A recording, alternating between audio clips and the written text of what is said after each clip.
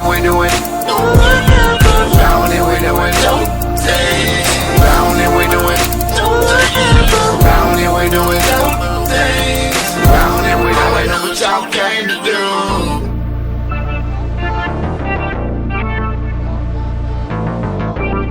You ready? Welcome to the Night Shift by Doing Dope Things. I am Tex. And this is Franco. First and foremost, we want to thank you guys for sticking around with us through our trials and tribulations of bringing a better product to you over the years. Yeah, man, it's been a long road. We started in my apartment almost 4 years ago. In June, it'll be 4 years that we started, which is crazy.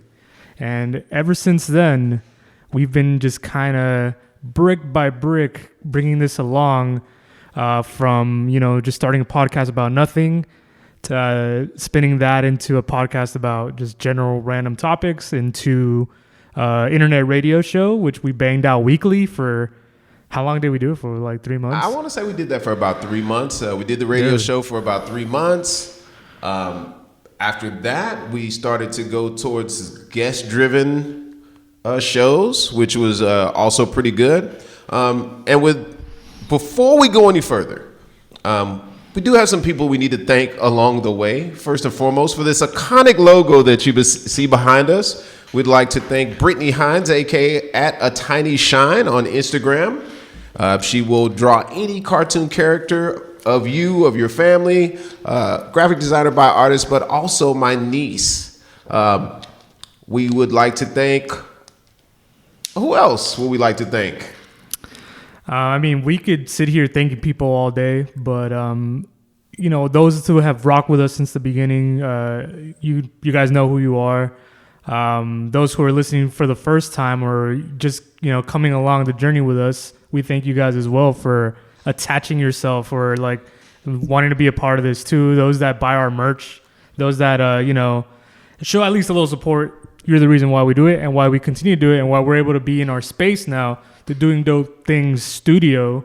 We're here in the east side of Houston, Texas now, and it feels good to have our own spot to record in. It does feel pretty good. I was just outside on our stairwell and I was kind of thinking, it was a pretty funny thought. I looked over at the old Maxwell House coffee plant and then I looked downtown and I was just kind of like, wow, when my dad was working over there all those years, I never thought that, number one, I'd be living on the East End, being a North Sider by trade, and then also starting a business in this area. So it's crazy. Life kind of takes you in circles, and you live long enough, you'll see some reoccurring themes going on in your life. There are some reoccurring themes, but today we want to talk about something that has been talked about quite a bit in the news over the last 2 to 3 weeks. I'll let Franco take the lead on this. This is something that we both want to talk about, but there's something particular I want to talk about in regards to it. So go ahead, Franco. Well, I think one of the biggest things that we've not been able to cover since we've been getting our studio up and running was the tragic death of Kobe Bryant, along with 8 others, including his 13-year-old daughter Gianna. And it still sounds crazy to say. The fact that we've been talking about it is still fucking crazy to me. But on a personal level, I'm a Lakers fan. I've always been a Lakers fan since I was 4 years old. Watching Nick Van Exel was my first favorite player. I think we've talked about this actually on the podcast before. I've always been a Lakers fan. Growing up, I got to watch Kobe's career from beginning to end. Okay, and that's like crazy. That's the reason I love basketball so much. We won 5 championships. Who else can say that? Well, besides Spurs fans. Right. But that's insane, And to me, dude, I can't even express even now how I feel about it still. Because he was a personal hero to me. I think I said this and I wasn't joking that the Lakers were a bigger part of my childhood than my own dad was. So to me, it was a big deal. And to see kind of what happened and, just the way that it ended, it was fucking sad, man.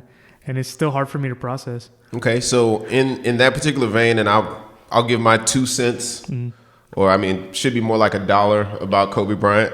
Of course, great basketball player, Had a mentality and a work ethic like no other when it came to perfecting his craft or what he wouldn't do. Sometimes it's not about the things that you will do.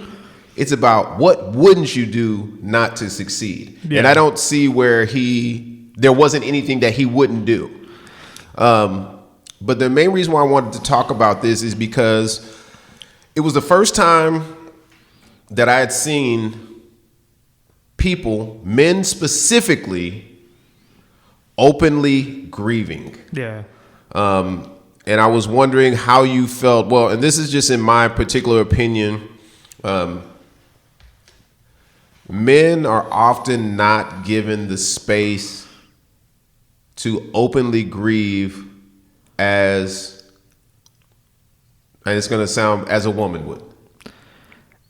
I mean, or I don't know if they feel safe or secure enough either in their own masculinity or amongst their tribe or circle of friends or family to openly be able to cry or talk about certain things. Yeah, like for me, I have no problem. You know, both of us have experienced loss before, and we've talked about, you know, those kind of emotions before. And like I cry, man. Like if something's sad, I'm a very emotional person. If you believe in like zodiac and horoscope type of shit, you know, they do say people born around July are really emotional. I think it's true. I'm a pretty emotional person. That doesn't necessarily mean that, you know, I'm just crying about everything. It's just that whenever something makes me happy, it makes me really happy. Whenever something pisses me off, it gets me really angry. Whenever something's sad, like, you know, it really gets to me. So like I kind of experience emotions at an extreme.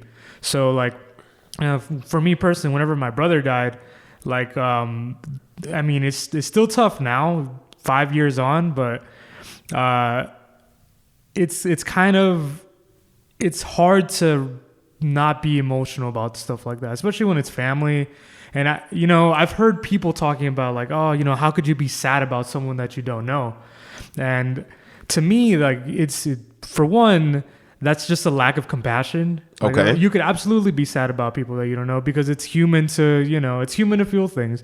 For me, I had a personal connection because, you know, besides being a Lakers fan, you know, watching those championship games, you know, I was with family, I was with friends, and we created memories. So I associate Kobe not only as the basketball player, but as someone that gave me like happy moments, you know.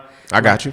You're a sports fan. A lot of people that will watch this are sports fans, and most people would agree that like your team winning a championship, that's like what you watch sports for. That's the pinnacle of like, you know. It is the pinnacle.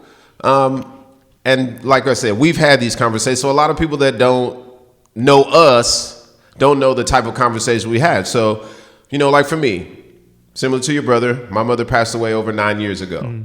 What a lot of people don't know is this was very hard for me because I wasn't in a good space like myself. I was still drinking. I was still doing all kind of bullshit. And like, this wasn't like just my mother dying. This was like my mother had MS, so it was an ongoing thing to where we knew it was going to happen. My dad called me. He's like, hey, man, you know, what do you think? Should we do this? I was kind of like, hey, man, that's your decision. That's your wife. Yeah. I'll go stand by whatever you decide. But, you know, once all the family was there in the room and the plug had, you know, been taken off, you know, I walked down some hallway and I just dropped to my, you know, just dropped. Yeah. And I was just on a wall like this. Yeah. Like they found me I'm curled up like, you know, my head between my knees, just bawling in a hospital. You know what I'm saying? Yeah. And I felt safe in that nature because, like you said, there was friends, there was family. But a lot of times, just based on public perception, I don't really feel like men, black men, Hispanic men, I don't feel like we are giving the space to, especially like, you know, I'm from the man up thing, you're from a race of machismo. Exactly right. To where you know, that shit is seen as fucking soft. Yeah. And I don't personally think it's soft to show emotion. Nah, I mean, to show emotion just shows that you're human, shows that you're compassionate. But you're right, man. You know, there is a sort of like expectation in our communities as far as like, you know, to man up or to be, you know, be a macho. And it just really goes, if you take a step back and look at the big picture, is like, what does it mean to be a man? You know, if you're not allowed to show emotion, I mean, like, where do we get these ideas from? You know, like, where does this drawn upon from? But honestly, like, to me, being a man means like doing whatever you have to do. That's what being a man is. If you gotta cry, you gotta cry, man. Like, I don't know. Like, I don't subscribe to these, you know, only real men do this or only real men feel like this. You know, like, masculinity is, you know, it exists on a spectrum, and it's really just ideals, man. It's like the shit that they sell you on TV to try to, you know, sell like an image or try to prop up like what a man's supposed to be. None of that shit is real. I think we operate from two different levels in regards to, I was raised under that sissy shit type, like shit is a lot more open. Yeah. From when you were younger. I mean, and even from the time when you were born and I was still only like 23, 24, shit is just a lot different, you know, in regards to, you know, what is manliness, how to properly raise a child, you know, just a lot of things have changed. Like, I guess it's kind of in the vein of also, and then it's not even just to grieving. Like, what can a man do? Like, okay, like I don't remember really telling my dad, "Hey, man, I love you," till I was like old. Yeah, I feel you know what I'm saying? Like, I was old. I remember saying it as a kid, but you know, like once you like middle school, high school, like you don't really, you know. Yeah, like, but then one day I said it, like, this was a few years ago. It felt awkward a little bit, but it felt right. You know what I'm saying? Yeah. So it's just kind of like, you know, men need to be able to, number one, express their emotions.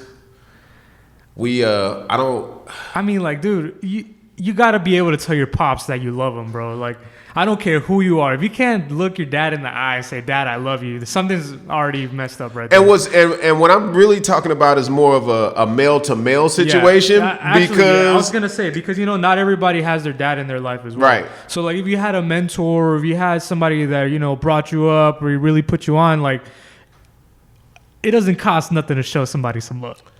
It doesn't cost anything, but, you know, depending on the perception, the perception, or sometimes, you know, you might not feel like you're in a place to where like the people around you will understand that. Matter of fact, you guys used to tell me that shit all the time we was at work. We did, bro, and you were really on that. I mean, and you know, I understand, but like, y'all used to be like, "Hey, Tex, don't make it weird. Don't make it weird, Tex." You know what I'm saying? And sometimes, you know, it can be awkward, and it's just like, I mean, I'm much better at it now, even with like some of my homeboys, "Hey, man," or my brothers, like, "Hey, man, I love you, man." Like, it's not as awkward as it once was when I was, you know, I guess, I mean, you know, I'm evolving, I guess, as a man. I'm not so much of a Neanderthal anymore. Yeah, that's true. And, you know, like, I feel like through the kind of dissemination of information, people are just more smart to things. Like, remember when people used to say, like, you would say something and you'd have to say, like, "Oh, no homo." Like, you know, like, y'all already know. I never really subscribed to that. That was kind of more of my generation thing, but like, it got to the point where like showing somebody appreciation, you had to kind of, you know, wrap it around this, like, you know, imaginary thing to like, protect your masculinity. Right. You know what I'm saying? And then, like, I'm kind of glad that shit like that went away. And then here's the other thing too. To all you, how can we say this? Well, actually, we'll talk about one other thing too. Well, we're not even going to talk about it. Snoop, you were wrong. You know, I'll say this. Some people are reactionary. Some people say the first thing that they feel. And, you know, for some people, that's okay because they're able to rein it in a little bit. Some people just go over the top. He fucked up. Although I personally didn't agree with Gayle King asking Lisa Leslie about the alley. It was not the time. There will be a time, but the wound is still fresh. Everyone's still in grieving mode, and like I said, people are reactionary, and he said some dumbass shit he's got to live with now. He does have to live with that. And again, like I stated, for me, it's more of a, all right, she said it, it's done with. She asked her questions. Lisa Leslie answered. People are, I guess since it's so easy to get to people now, yeah. as far as it's like, it's automatic that you can say something to someone, but no one deserves to be attacked like that. Yeah, no. I just don't, because he's a grown-ass man with a mom and a wife. If someone did that to his wife or his kids or anything like that, yeah, it'd be some shit. It'd be some shit. So if you don't want that, don't put it out there. And I mean, not only that too, but it's just that, I mean, no one looks at Snoop really like as a role model, I would say. But just, you have stature. Your word is important to a lot of people. You got that whole football league. You have a lot to lose. You got a lot to lose for dumb shit. I'm not saying be a role model, but just, tact is a good word. Tact is a very good word. And here's the other thing about people like Snoop, or like anybody that I feel that if you're Snoop, if you really want to say something to that person, you're big enough to where you can, hey, you know what? Can somebody get Gayle King on the phone? I would be willing to bet that he could have gotten her on the phone. Yeah. You know what I'm saying? And just, there's a lot of stuff that's handled publicly now that should be handled privately. And I don't. But I mean, like, stuff like that is just, we live in an era where we're, instant communication. So there's no room to digest things that happen.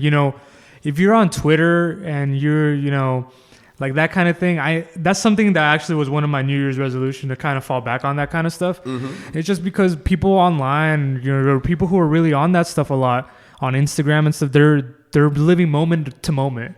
And like, which isn't really living sometimes. Like, things used to take days for people to digest, but like that broom challenge thing, that kind of just happened, and then like everybody was on that shit, and then it was just kind of, it's gone. Like, people are just kind of looking for the next thing to latch onto, and then they kind of just suck it dry, for lack of better words, and then there's no substance left, and then we just kind of move on to the next thing. When there's actual real life going on. Yeah, and to kind of expand on that, like my New Year's resolution to just be kind of off my phone, because I'm on my phone a lot. They got that screen time that tells you how long you.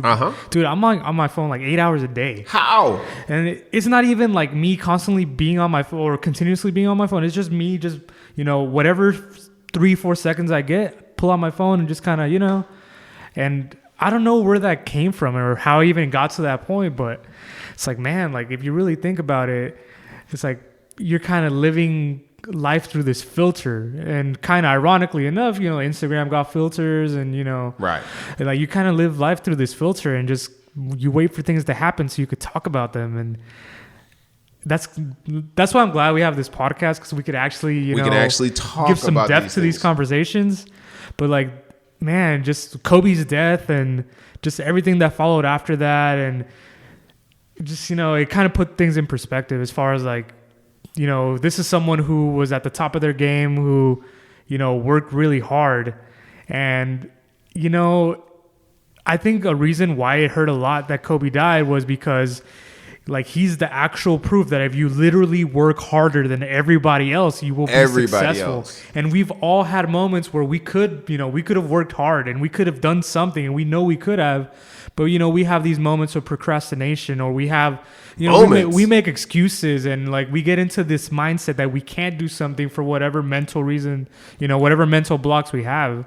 And like, seeing Kobe, a mortal man, die, when he was such a legend to many people, kind of puts it in perspective. Like, man, if you're not really chasing your dreams, you're wasting your fucking time.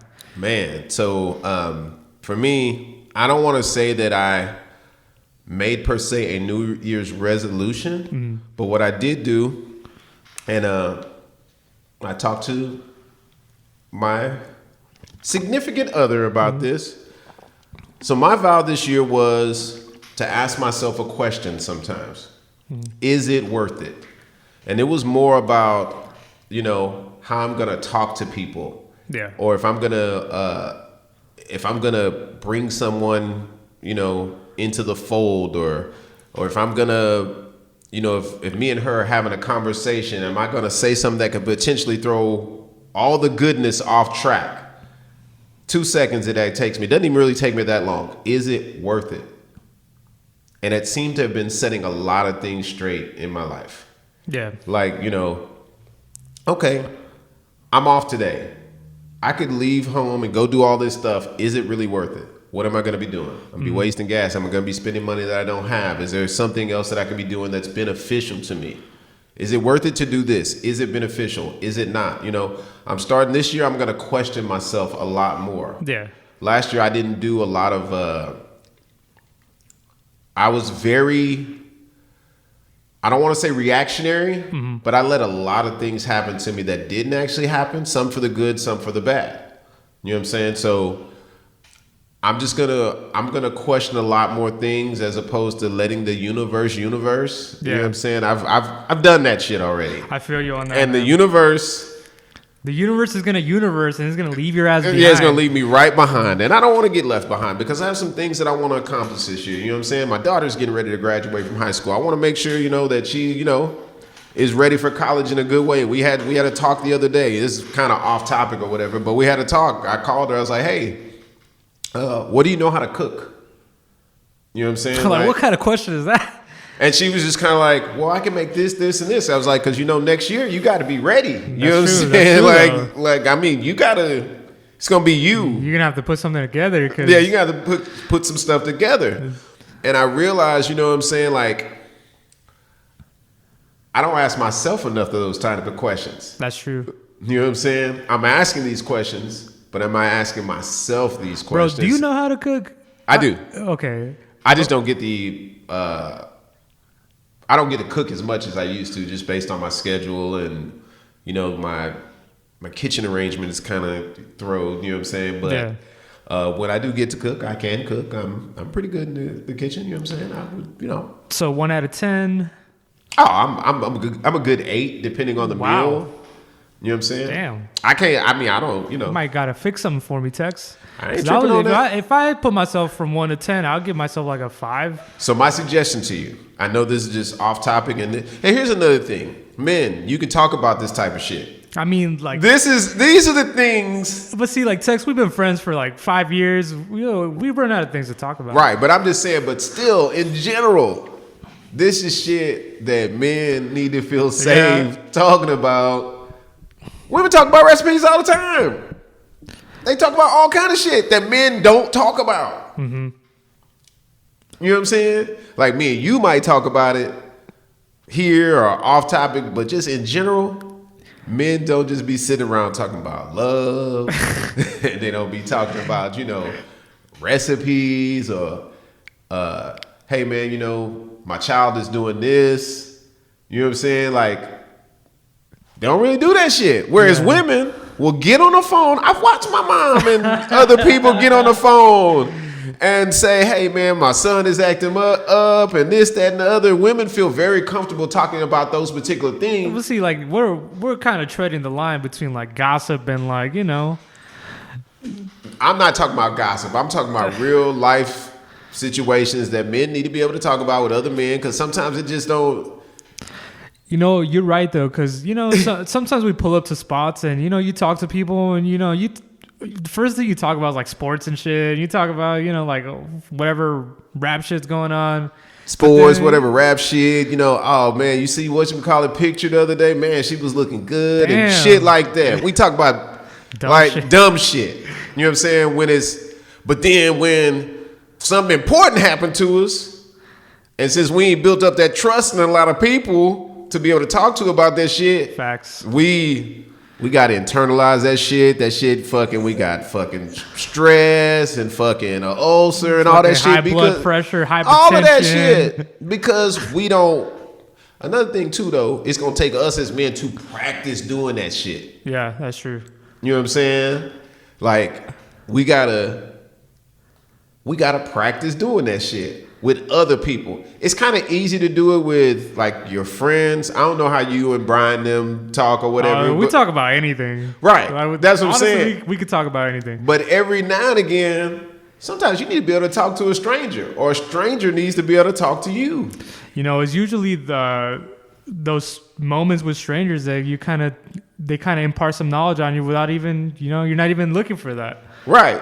And so I'm just saying, I guess we're just saying this to say, men, it is okay to talk, to cry about love, life, whatever. We don't have to talk about basic shit, because the shit is really, like, we got to have, and also, like, you have a wife, I'm now with a partner. I got to be able to show some emotional intelligence. That's true. And part of that is me being able to not always have to dump that shit on her. Yeah, that's true. You know what I'm saying? Like, I'm sure you and your wife can talk about anything, but there's some shit that you got to dump on your homeboys. Yeah, that's true. Because just as a male, it's usually about her. Nah, well, I don't know nothing about that shit. But I've talked to my homeboys, a couple of people about, my girl or whatever, and it's just, I call her girl, she's old or older. Whoa. Let me state that. I apologize because I know she will watch. This man's finna sit or sleep on the couch well, as soon as this comes out. Well, anyway, you know what I'm saying? Well, she's definitely in my age range, so that's the one thing I'm not gonna be doing. I'm not gonna be one of these motherfuckers out here. I'm not gonna put you out like that, Tex. You're. No, I'm saying as far as like me and her, there's a 5-year, and this is just in my mind. If you're a certain age, I'm 48, you can either go, the person either has to be in their 40s or in their early 50s for me. You know what I'm saying? Yeah. You can't go to the, there's nothing that's below that I should even be attempting to, It's like, what would you even talk about? Dude, you know what I'm saying? Like, what would we even talk about? That's another thing, you know what I'm saying? Like, man, stick to your lane, you know what I'm saying? As that's true. You know what I'm saying? As the girls from TLC, that's just kind of like a bro tip. Please stick to the rivers and the lakes that you used to. Number one, some of y'all don't have the energy to be out here messing around with these anyone that's not in your lane. And the other thing is, the women that are in my lane, certain parts of their life, their way, the drive is a little bit higher than, whatever. You know what I'm saying? Hey, look, I'm just talking these facts out here, and it is what it is. One day I'll find out. One day you will find out. You know what I'm saying? I'm glad you kind of brought this up, because I wanted to talk about something that happened the other day. Someone confided in me, a close, I don't want to say super close female friend, but kind of her experiences that she's had like dating and with like guys and stuff like that. And basically all that to say is, you gotta learn how to take your L. If you approach a young lady and you do what you gotta do, if you hear the word no, or if the energy's off, or she's not reciprocating what you're giving her, just leave it alone. Just leave it alone. I promise you, if she's not interested in you from the beginning, there's not a lot you could do to make her interested after. Especially if you're gonna be disrespectful and do that kind of stuff. It's just take your L. Learn how to take L. Man, let me tell you, which is, man, like, again, another thing about being a man, masculine. It's masculine to know how to take an L. That is being a man. Yeah. It is learning a lesson. Like, if men knew how to take L's, way less domestic abuse. Yeah. way less workplace violence, way less just aggression by taking an L. These sound like simple things, but because a guy didn't know how to take an L, there was a shooting at Texas A&M Commerce where a young man killed his ex-girlfriend and her sister. So that's not having a safe space to talk, not being able to get something off of his chest, whether through therapy, whatever it may be, or not being advised how to take an L. You know, we're kind of condensing all of this because we're used to having super long shows. Yeah. But and we want to try to make this more palatable. Compact. Yeah, and that way we could do a lot more of these too. Right. And so, I mean, I kind of wanted to, because I know we're getting ready to wrap it up here, but I wanted to kind of, the thing about taking the L, how to take an L is very important. I've taken many L's, so I could say this, is just get over yourself. Ego is this crazy thing. And I know people, think very strongly of themselves, have a very high opinion of themselves. But just because someone says no to you, just because you don't get your way, just because things aren't how you thought they were, doesn't mean that you have to react emotionally. We're talking about having emotional reactions. Is just take a deep breath, remove yourself from the situation, look at the big picture. Maybe this wasn't for you. And sometimes you will find out that you will be glad that you took that L if you were to ever look further down the road and, just be like, because sometimes you're not just taking an L, you're sidestepping a whole lot of pain. That's true. In the long run. You know what I'm saying? And, I think about us as a collective doing dope things and how kind of, there's been times where we've been stood up, for interviews or just opportunities that we've missed. And I don't think once that we've kind of just sat down and felt sorry for ourselves. We can't afford to do that because we're paying rent here now. So we gotta just brush it off, keep it moving, let it bounce off of you. I know it's cliche, but you really don't have an alternative. You do not have an alternative. You gonna cry about it? Man, look, we're supposed to be able to cry. So that's, no pun intended. But I mean, so taking an L, and I too have taken some L's in my life, and this comes from me feeling like an entitled person. That's true. That's all it is. You know what I'm saying? Like I've lived, for the most part, I am.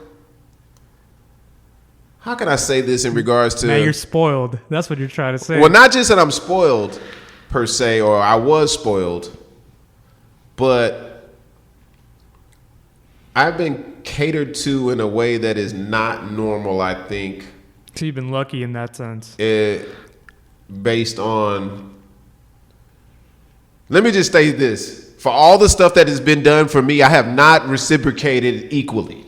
Yeah. And I'm man enough to say that. Acknowledgement is cool. You know what I'm saying? But I am now in my latter years, because as Deion Cole says, I might got about 40 summers left, 30, 40 summers.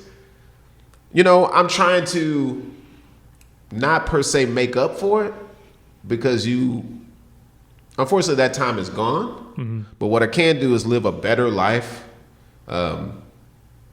And make a living amends to all of those people that, had something to do with my growing up, my upkeep, the man that I am now, that God, forbid, had to see me the man that I was. You know what I'm saying? But I mean, it's part of your journey, man. And, you learned your lessons, you took your licks, and, And here's the thing, I still take licks. I mean, you're going to take licks every day. You're going to take licks. You're going to take licks every day. But the cool thing is about it now, I know what to do. Yeah. Now, I wasn't always, number one, I wasn't always coherent enough to know what to do. Yeah. And number two, I just didn't care. Yeah. I didn't care. At the end of the day, obviously, I didn't care. And this, and they know this, but friends, family, strangers, whatever, obviously I didn't care, but I care now, and that's how I feel. Man, it feels good to have gotten the first show of 2020 out of the way. In the books. It is in the books.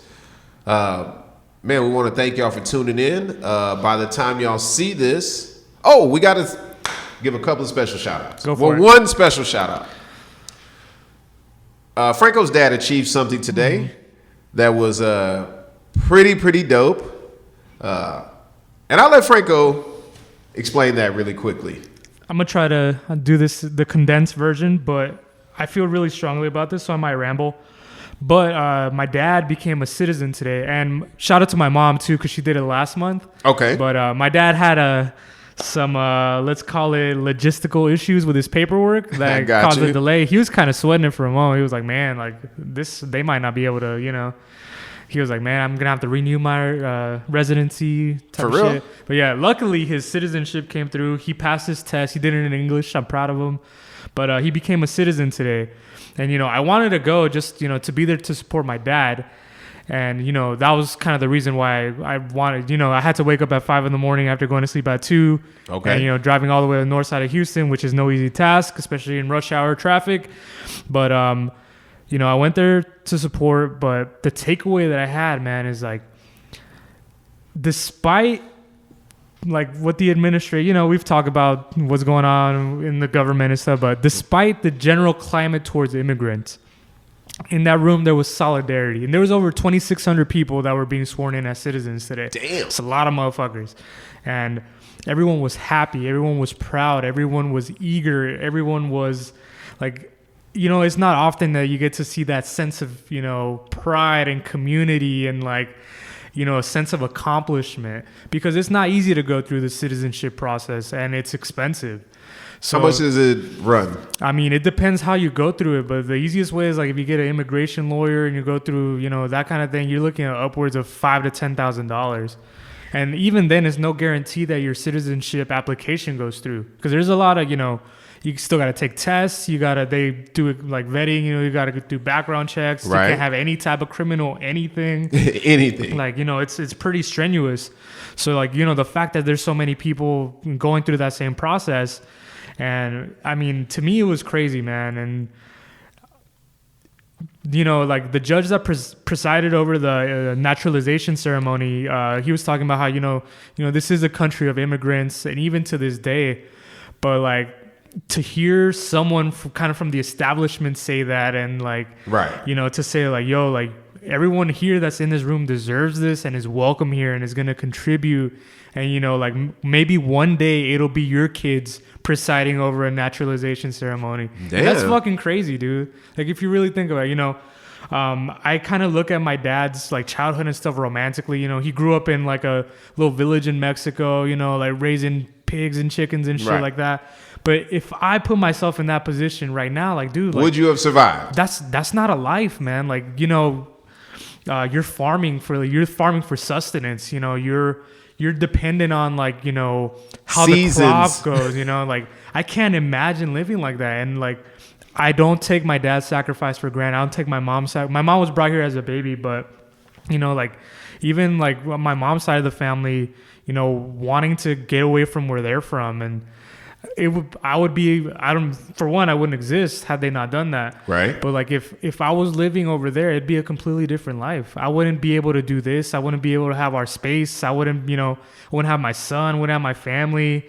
I wouldn't be able to do the things that I do. And like, it's weird how you kind of take things for granted, but you know, as the son of an immigrant, and I'll expand on that in saying like everyone that's here in one way or another is an immigrant. You know, like true. At some point in your ancestry text, people were brought here. You know, correct. The only people who were here are Native Americans, and you know they've been marginalized too. They live in little patches of, you know, radioactive land out of New Mexico. Yeah, so, they've man. I mean, so like, you know, all that to say is like, man, like, they're talking wild right now about what it means to be an American, you know, like patriotism and stuff, and all that shit's made up, man. Like the people that came here were, you know, they came here for an opportunity, And that's the ideals in which this country still operates, that anybody could do anything as long as they're given a chance. True. So, I mean, that was my takeaway from the whole thing. And man, like, it made me proud of my heritage, and it made me proud to, you know, have the opportunities that I had. And it's just crazy, man. All right. Well, man, because when I saw those pictures, I was like, man, this is, when you told me about it, I was like, oh man, that's the shit right there. Now, I didn't know your mom had already done it. Yeah, my mom did it last time. And I was just like, man, that is cool. And then I saw those pictures and I was like, man, look at my homeboy, man, him and his dad. Yeah, you know what I'm dude, saying? Like my dad doesn't smile, man. I mean, your dad was fucking cheesing. Dude, that was a toothy grin. I I was almost cheesing. forgot that my dad had a gap in his teeth, bro. Yeah, so your dad was cheesing. And I saw you with, you know, you had your suit on. Oh, yeah, man. My boy. I'm glad I dressed up, though, because everyone there was dressed, like, fucking nice. And I was like, man, I was really, you know, because, you know, I've met your dad. You know, we haven't got to talk much, but, you know, I've met your dad. I've shook his hand. He believes in what we do. You know, your mom Dude, is my always. my mom and my dad are big fans. Yeah, your mom and dad, they're big fans. And I'm always like, you know, grateful of that. You know what I'm saying? And I'm like, I was just like, man, I felt like, you know, I was like, man, I'm cool that I know. And I guess the other thing about that is because I used to work with a lot of DACA kids. Yeah. At whatchamacallit.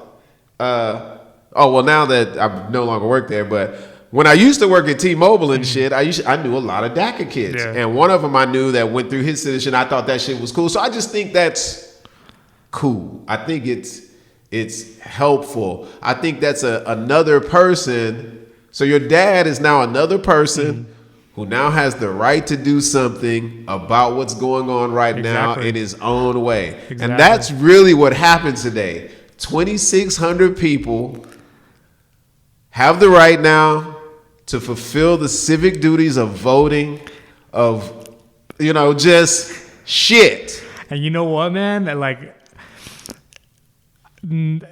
at least from what I saw, there's not a lot of, you know, red hat type of people in that room.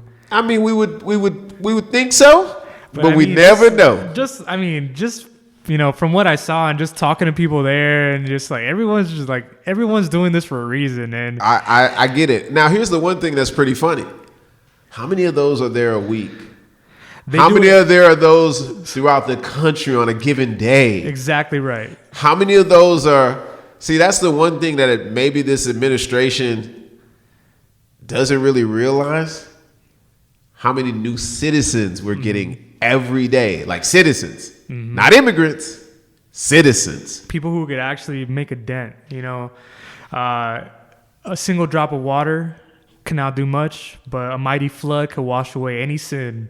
Boy. And on that note, my name's Tex. My name is Franco. This has been Night Shift by Doing Dope Things, the first one in our studio, the first of many. All right. Well, we want to thank y'all for watching, and we'll get this up as quickly as possible. We'll talk to y'all later. Peace. We're here now. We're registered to vote.